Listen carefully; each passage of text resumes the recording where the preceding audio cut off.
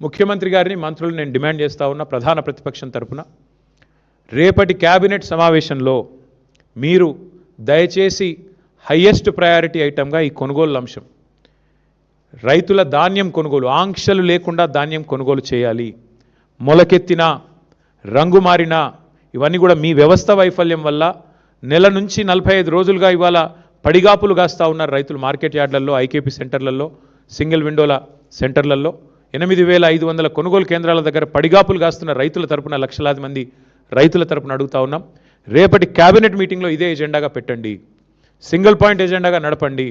ఎన్ని కొనుగోలు చేసినారు, ఎన్ని చేస్తున్నారు, అవసరమైతే ఒక శ్వేతపత్రం అధికారికంగా ఏదో కాకి లెక్కలు కాదు శ్వేతపత్రం విడుదల చేయండి. ఏ సెంటర్లు ఎంత కొన్నాం, ఎంతమందికి పైసలు వేసినాం, మొక్కలు ఎంత కొన్నారు, వడ్లు ఎన్ని కొన్నారు, జొన్నలు ఎన్ని కొన్నారు, శనగలు ఎన్ని కొన్నారు, మొత్తం ఏ ఏ పంట ఎంత కొన్నది ప్రభుత్వం ఒక శ్వేతపత్రం విడుదల చేయాలని చెప్పి మేము డిమాండ్ చేస్తూ ఉన్నాం.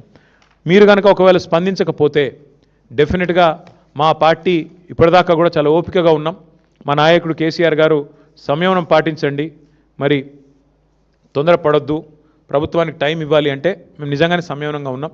కానీ వాళ్ళ రైతుల తరపున కింద మీ వైఖరి ఇట్లాగే కొనసాగితే తప్పకుండా ఒక కార్యాచరణ కూడా ప్రకటించి మరి క్షేత్రస్థాయిలో ప్రభుత్వాన్ని ఎక్కడికక్కడ ముప్పు తిప్పలు పెడతామని చెప్పి కూడా రైతుల తరపున మరి హెచ్చరిస్తూ రేపు క్యాబినెట్ మీటింగ్లో ఖచ్చితంగా ఒకటే ఎజెండా ఉండాలి. ఆ ఎజెండా ఖచ్చితంగా రైతులే కావాలని చెప్పి మళ్ళొక్కసారి డిమాండ్ చేస్తూ రైతు కేంద్రంగానే రేపు క్యాబినెట్ జరగాలి.